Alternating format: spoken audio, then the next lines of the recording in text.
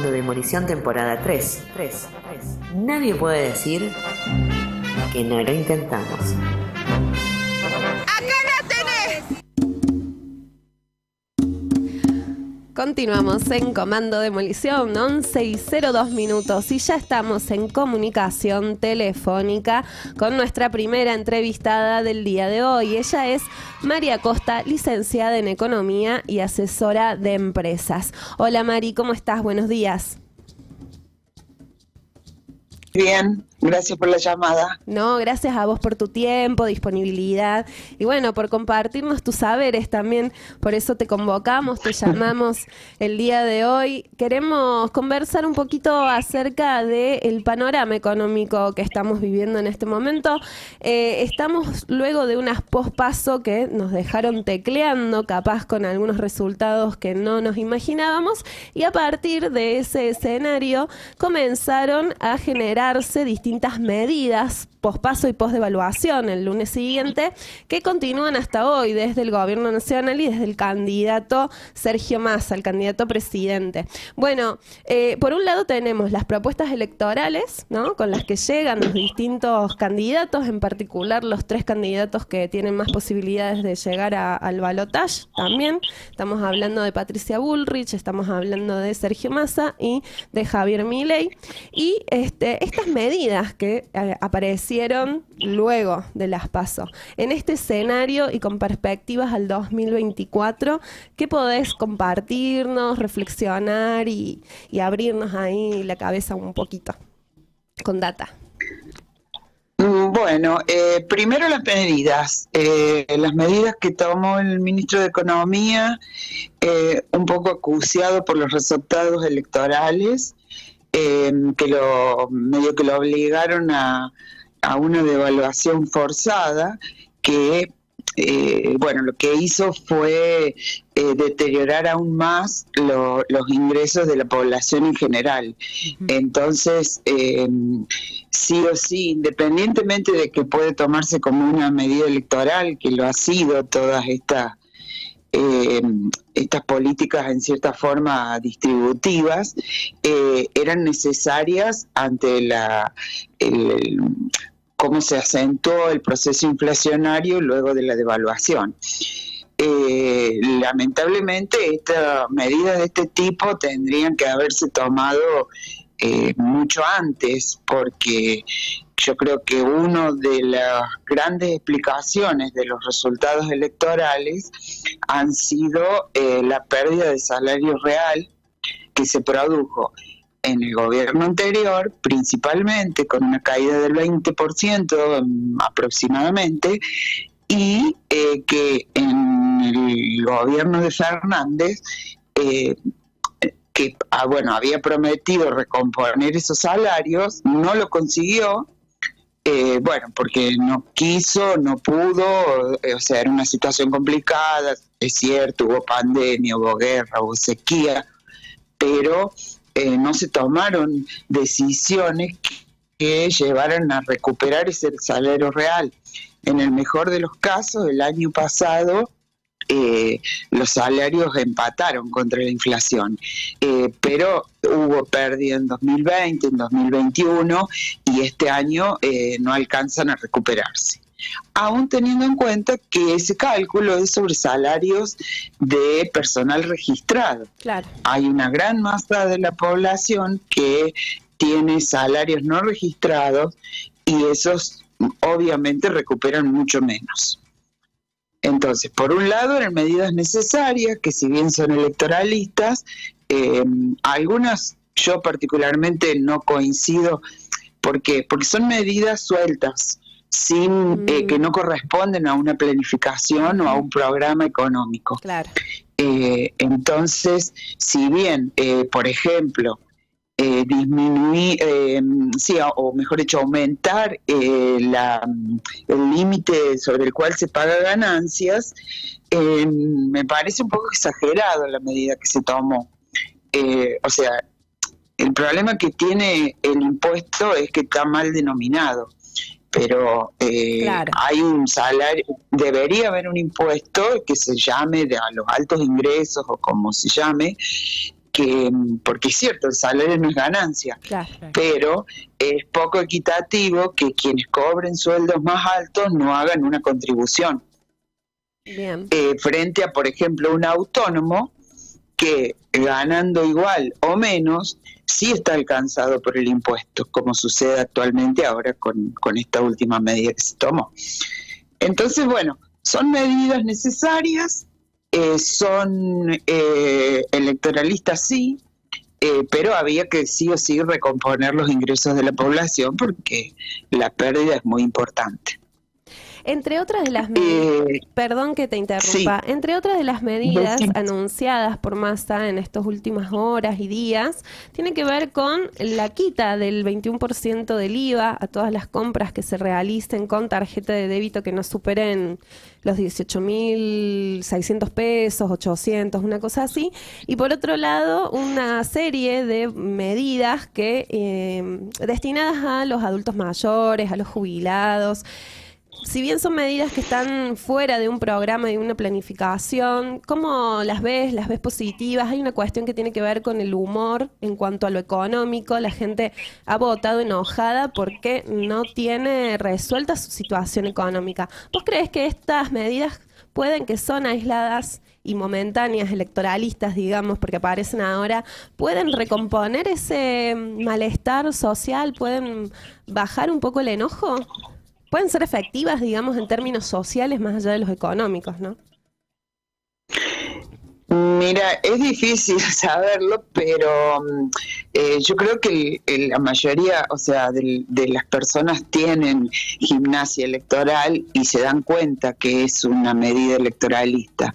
Si bien, obviamente, que los beneficia y mucho, porque pensemos que ese 21% que se devuelve equivale a un gasto en canasta alimentaria y de limpieza de casi 100.000 pesos, es decir que le está recomponiendo, por ejemplo, a un salario de 200.000 pesos, un 10%, es como si ganaran un 10% más, sin necesidad de tener un aumento nominal del sueldo.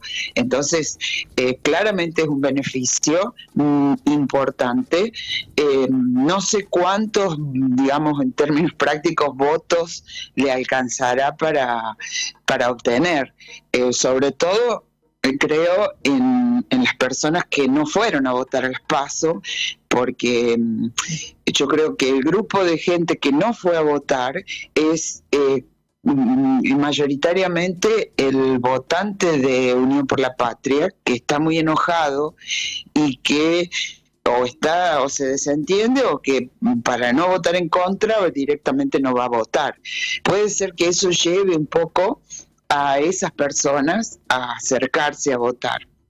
Sobre todo, bueno, por lo que existe de las otras opciones que son claramente, o por lo menos desde lo que yo pienso, hasta, o sea, que no le dan certeza de que puedan ser beneficiosas para los sectores medios y bajos, Claro. ¿no? Por las políticas que de las que hablan y de las que conocemos que han hecho anteriormente. Mari, hablando Porque- de eso específicamente, tenemos a un candidato como Javier Milei que habla de, no sé, en términos simbólicos, simbólicos, detonar el Banco Central, dolarizar la economía.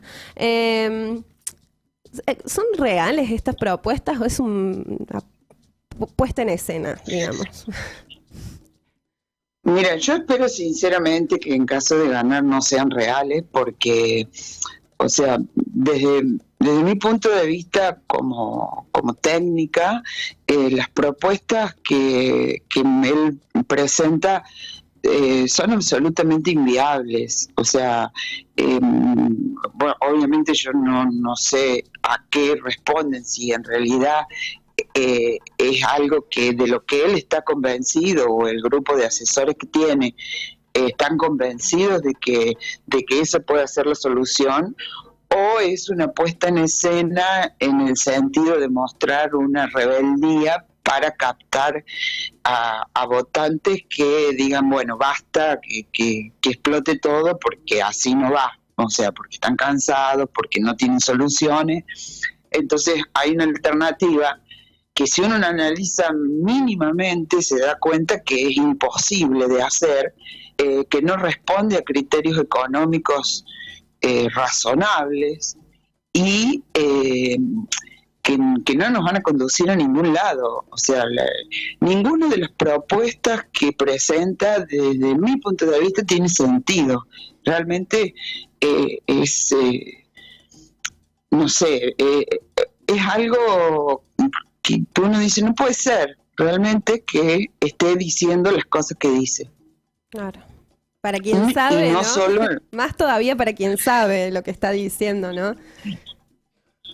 claro, porque yo pensaba, y bueno, algunas personas que sigo, que creo que saben más que yo, realmente vi que yo no estaba tan errada, es como que se queda en los manuales de economía, de cuando estudiamos en la facultad.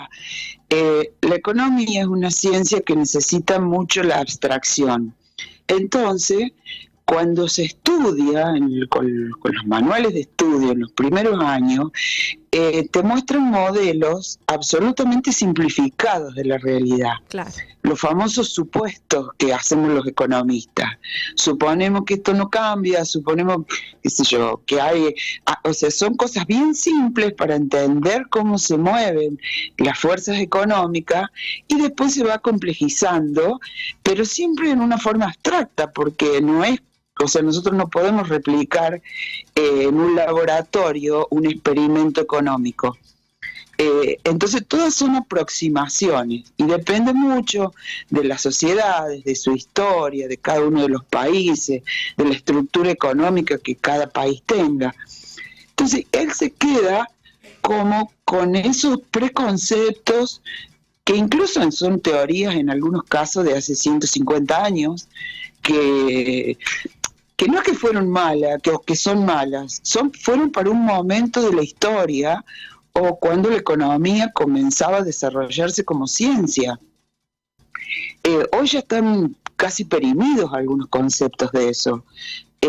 No se puede negar la presencia del Estado en una sociedad, Claro. porque si no, es la ley de la selva. Tal cual. Compartimos realmente es la muy mirada. preocupante. Sí. Muy preocupante. Muy preocupante. Mucho más allá, si nos vamos un poco más del terreno exclusivamente económico.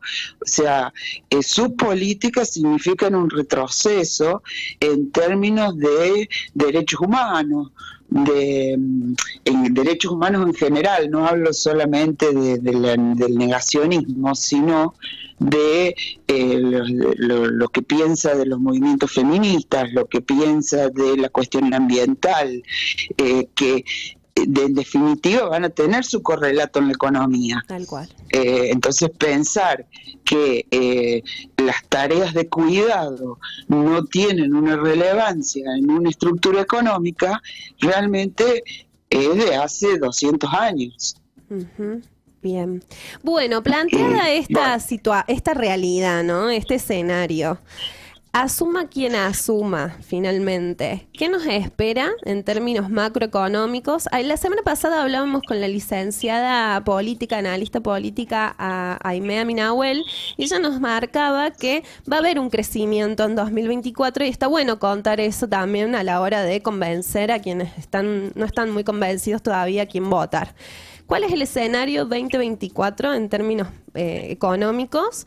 Más allá después de, quién asuma y finalmente el plan político y económico del gobierno que venga.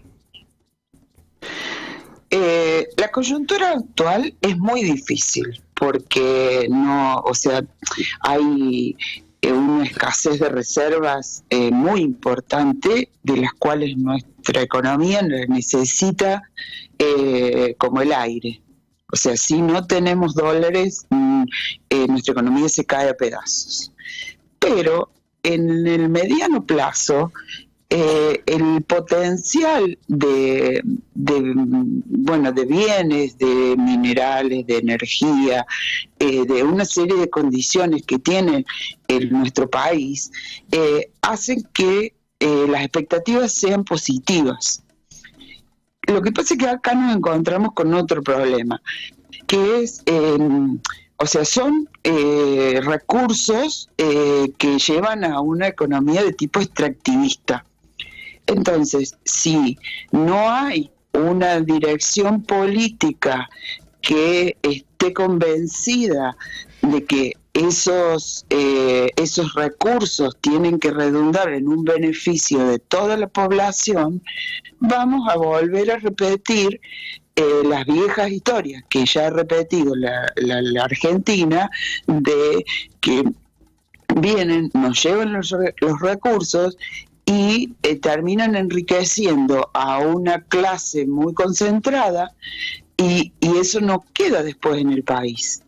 O sea, la Argentina no es que no ha crecido, lo que pasa es que se ha concentrado. Entonces, si eso lleva a una mayor concentración de riqueza, como se dice comúnmente, la vamos a volver a ver pasar otra vez. Por ejemplo, para mí el caso más representativo de este tipo de situaciones es el de Bolivia. Bolivia, con muchos recursos naturales, por un siglo estuvo sumido en la pobreza, con muy importantes cifras de pobreza, de indigencia, de clases sociales, sometidas, y solamente cuando el Estado pudo enfrentarse a las multinacionales y decir, bueno, esto es lo que, no se pueden llevar todo, una parte tiene que quedar en el país, revirtió absolutamente esas cifras. Bolivia no tiene inflación, el valor de la divisa o el tipo de cambio se mantuvo constante por décadas. Entonces, eso es lo que hay que pensar, lo que hay que hacer. Bien. Porque si no, de nada nos van a servir esa situación. Las perspectivas son buenas, el potencial es importante, depende de cómo nos lo apropiemos como sociedad y como país, o de cómo los usemos. Perfecto. Bueno, te queremos agradecer muchísimo este tiempo, Mari. Has sido muy clara, nos has sacado un montón de dudas, y por ahí lo importante también ver las perspectivas de 2024, ¿no? Porque acá recién comienza el camino y está bueno, en esto de las elecciones y finalmente los modelos de país que se ponen en pugna. Te queremos agradecer muchísimo y queremos quedar en contacto contigo para seguir analizando nuestras realidades económicas. Cuando quieran, a su disposición. Y bueno, les agradezco yo a ustedes el llamadito. Bueno, muchísimas gracias. Que pases buen día, Mari. Muchas gracias. Mari Acosta, licenciada en Economía y asesora de empresas. Comando Demolición, creando desde el caos. Creativo.